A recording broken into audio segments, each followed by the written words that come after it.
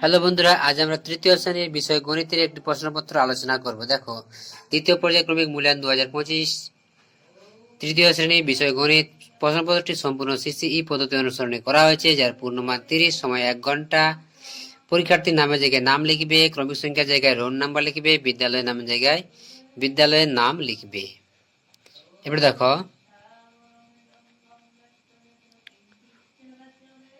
প্রাথমিক শিক্ষা পর্ষদ নির্দেশ অনুযায়ী প্রশ্নপত্রটি করা হয়েছে। দেখো, সঠিক উত্তর নির্বাচন করো। 6 × 1 = 6। কয় দাগের প্রশ্ন? দেখো, 11 থেকে 3 বিয়োগ যায় কতবার? 3 বার। দেখো, উত্তর দাগ দেওয়া আছে। কয় 10 বার 10 যোগ করলে পাওয়া যায় কত? 10 10 এ গুণ করলে কত? 100। 13 কে 2 দিয়ে ভাগ করলে ভাগশেষ কত থাকবে? 1। 7টা 8 এর যোগফল, অর্থাৎ 7 কে 8 দিয়ে গুণ করতে হবে। 7 8 এ 56। তারপর দেখো, এটা হবে 56। তারপর দেখো, কোন সংখ্যাকে 5 দিয়ে ভাগ করলে ভাগশেষ 5 এর চেয়ে কি হবে? ছোট হবে। 5 এর চেয়ে সবসময় ছোট হবে। দেখো, 8 বার 5 ঘর লাফালে যাওয়া যায় কত?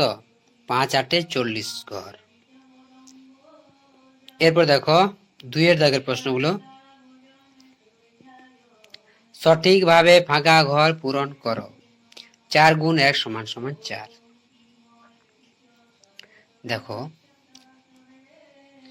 এখানে কয় দাগের প্রশ্ন? দেখো, এখানে তোমাদের দেওয়া আছে কি 32 ভাজিত 8। তাহলে 32 কে 8 দিয়ে ভাগ করে কি হবে? 4 8 এ 32। ভাজ্য সমান সূত্রটা কি হয়? ভাজ্য সমান ভাজক গুণিত ভাগফল যুক্ত ভাগশেষ। এবারে দেখো, বিজোড় সংখ্যার সাথে 1 যোগ করলে কি হয়? জোড় সংখ্যা পাই। গয় দেখো, 3 টাকা 50 পয়সা সমান কত পয়সা? 1 টাকা সমান 100 পয়সা, তাহলে 3 টাকা সমান 300 পয়সা, 350 পয়সা। এরপরে দেখো, 3 এর দাগের প্রশ্নগুলো দেখো। নিচের সংখ্যাগুলির মধ্যে জোড় সংখ্যায় ত্রিভুজ আঁকো আর বিজোড় সংখ্যা হলে গোল চিহ্ন দাও। দেখো, দেখে না করে দিয়েছি, করে দেওয়া আছে। দেখো, এখানে তোমাদের 6 × 1 = 6 নম্বর দেওয়া আছে। তাহলে 7 একটা বিজোড়, তাহলে গোল দিয়েছি। 18 একটা জোড়, তাহলে ত্রিভুজ দিয়েছি।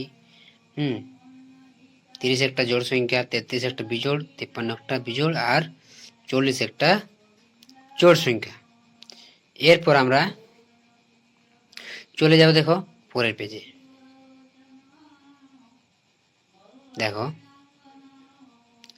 এইখানে দেখো, এখানে তোমাদের দেওয়া আছে কি 4 দিকের প্রশ্ন। দেখো, ভাগ করো। এখানে তোমাদের 3 নাম্বার আছে, একটি ভাগ করতে হবে 3 নাম্বার। 125 কে 5 দিয়ে ভাগ। তাহলে দেখো, 125 কে 5 দিয়ে ভাগ। দেখো, 5 2 এ 10। দেখো, 5 2 এ 10, 2 নামলো। তাহলে আবার হয়ে গেল 25।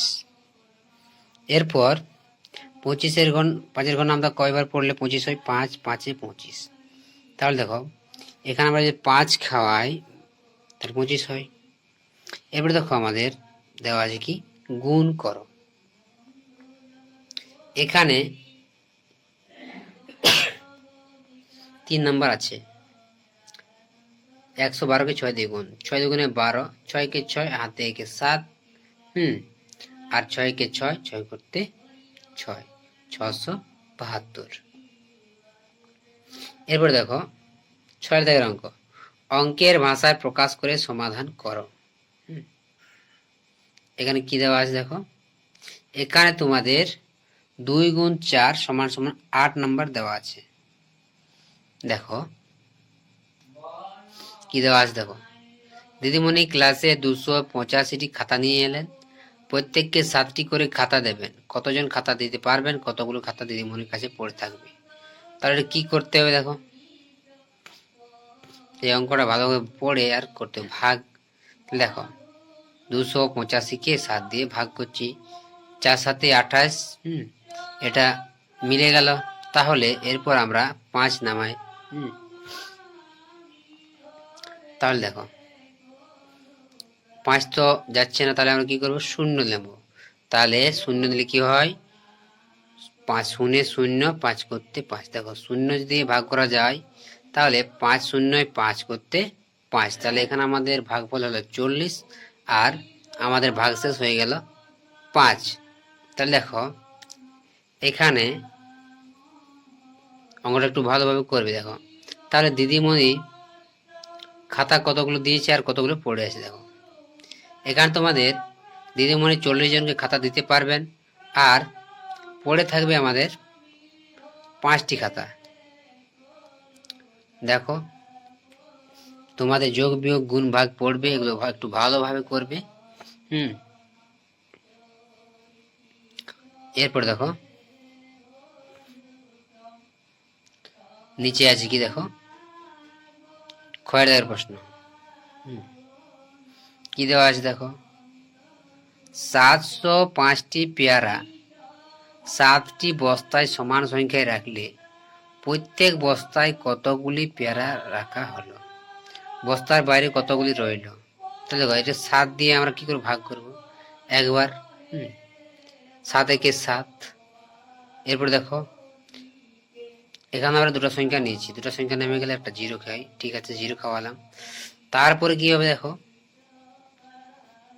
এটা আবার 5 আছে, 0 দিয়ে আমরা কি করব, 0 দিয়ে ভাগটা 5 0 0 যেমন আছে না, 0 দিয়ে ভাগ করা যায়। 5 0 5 করতে 5, তাহলে এখানে আমাদের হয়ে গেল অঙ্কটা। এটাকে একটু ভালোভাবে করার চেষ্টা করবে, আগে অঙ্কটা একটু পড়বে ভালোভাবে অঙ্কটা পড়ে আর এইভাবে অঙ্কটা করবে, বা আবার অন্য পদ্ধতিও হয়, সেইভাবে ভাগাটা করার চেষ্টা করবে। তাহলে দেখো কি হলো, আমাদের ভাগফল কত বের হয়েছে। এখানে 705 দিয়ে 7কে ভাগ করলাম তো 112 হয়েছে, আর আমাদের ভাগশেষ বের হয়েছে কত, 5। তাহলে বস্তায়, প্রতিটি বস্তায় কত করে আছে, 100 পিস করে আছে, আর পড়ে রইল কত, পড়ে রইল তাহলে শুধু 5টি পেয়ারা। তাহলে লিখতে হবে বস্তার বাইরে 5টি পেয়ারা পড়ে রইল।